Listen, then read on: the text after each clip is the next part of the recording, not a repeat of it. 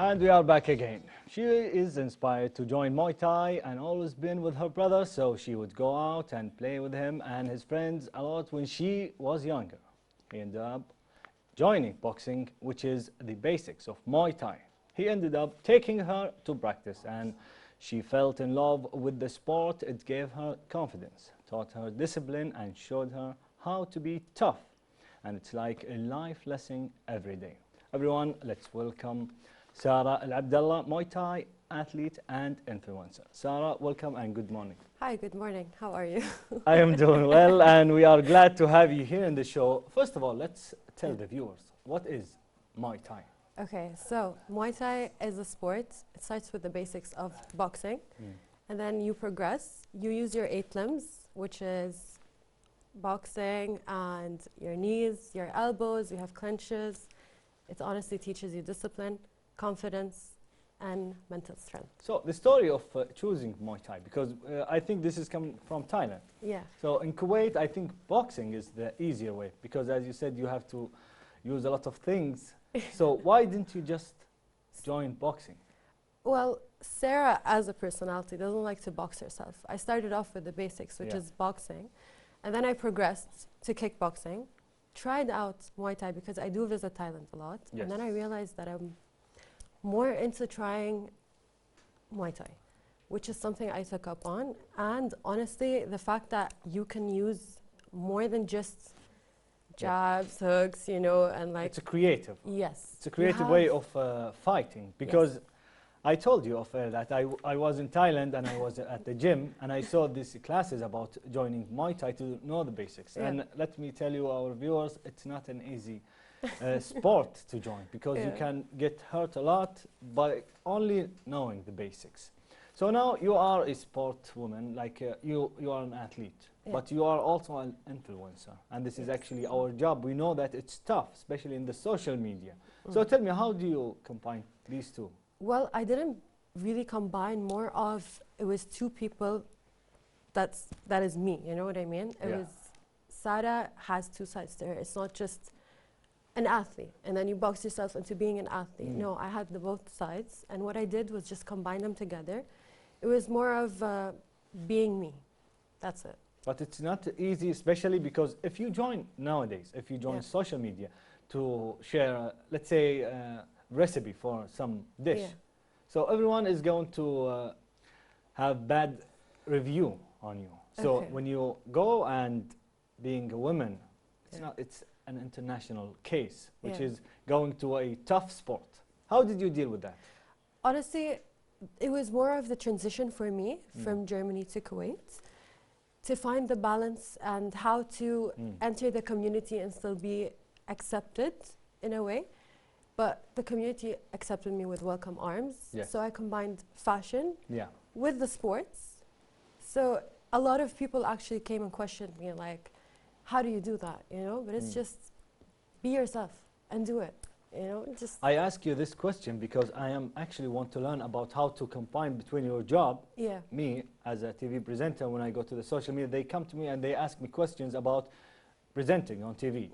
So they will come to you, some of them, they say, well, I am 11 or 12 and I'm starting Muay Thai. Do you have advice for me? If you have a story about how to influence, because you are an influencer. So did you help someone, especially the younger generation? So basically, a lot of girls do have come to me and asked me to join classes. And we did have, you know, my best friends actually knew. She was also inspired by the sports. And she joined. And she's been training with us for 6 months. So that's great news because I think that in Kuwait and everywhere around the world, if you have something, let's say, creative and unique, you have to go to the social media and tell the people, this is what I do, what do you think? And you can help and actually can be good for you as well. So let's talk about your championships. Participate. How many championships? Okay, so I've had a couple of amateur fights out in Germany. My first pro fight was here in Kuwait a month ago. Unfortunately, I did not win. But to me, it's not about winning. More of entering the ring alone is a scary thing for a lot of people, and even men, by the way. So me doing that alone, for me, is a win. I loved how you said that with a smile. Unfortunately, I didn't win because I used to play football. Me and 10 other guys. Yeah. When we lose, we all lose. So it's okay. Yeah. But this is an individual sport. Yes. So to the viewers and to me, I want to know about this. You lose alone. And of course, you win alone. So tell me about the feeling of winning and losing. Well, honestly, I'll tell you something. Okay. Winning is a feeling that you're going to enjoy for like a week and be like, yeah, I won, right? But when you lose, that's where the mental strength comes in. And that's where you either give up or you continue. So someone told me, he was he's in an individual sport as well. He Yeah. said, when you lose one time and you lose second time, he was joking, but there is truth on that. Actually, he said, if you lose many times, you have immunity against losing. But Yeah. you have to win more. For sure. So losing is not the case. You have to keep going, and then eventually you will win. Of course. Now let's talk about the acceptance of society, because this is, as I said, it's not, it's a stigma around the world. So women playing, especially someone like you, and how did you find the offensive side? Let's talk about the negative first. Okay. How did you deal with it?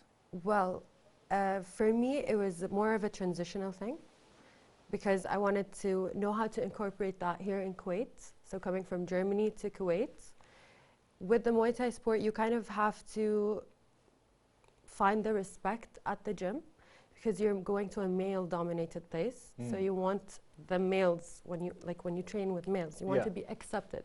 You don't want them to be like, oh, that's a pretty girl, you know, she doesn't want to fight, she's here for the videos. Yes. No, I'm here to train. So you kind of flow with that.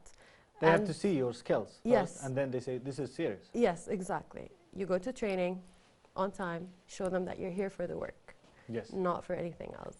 Another thing is society. Yes, I did have a lot of questions as to how come a girl like you is doing the sports. Yeah. What do you mean, like you? Like, I don't know, that's something they say on social media, apparently. Like, I get a lot of things where it's like comments like, you're too pretty for this, or... Okay.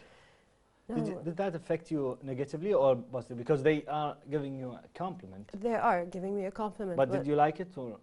I didn't care. So, because actually this can be offensive to other girls. Yeah. So we talk about the psychological effect on Yeah. girls, because you feel less when they say that to you, of course. Because Yeah. I know that you are a competitive person. Yeah. This is why you are in Muay Thai or this sport, which is fighting. Yes. Fighting is not easy. It's not. It's So- fun though. It's fun. So let's talk about the future of, Yeah. because as you know, nothing lasts forever. Of course. So let's talk about Muay Thai now, Mm-hmm. the future of Muay Thai for you, and the future of being an influencer. Because if you have the experience, you will share it for until you die, because Yeah. this is your passion. Well, I'm definitely going to be joining more competitions, for sure. I'm still going to continue doing what I do. Hopefully empower more females, especially the young girls. That's my target. I want them to have self-confidence, learn how to defend themselves, and yeah, that's what I want to do. It's a honestly. noble job to have, actually, because you are enjoying your job, Yeah, which is your passion, which is the sport, and then you want to help others. of course. So do you think the influencer hype will continue forever? Do you think it will be harder for you? Not necessarily. I don't believe that there's anything hard. I feel like you can achieve whatever you set your mind to, and you can go ahead and do that. That's what I believe in.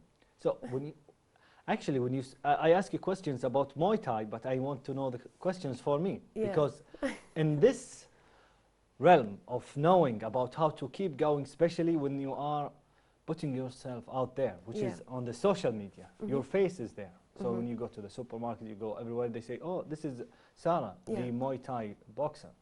So you have some responsibility. Yes. So you don't have to take it lightly. So how do you manage to keep this responsibility to keep on?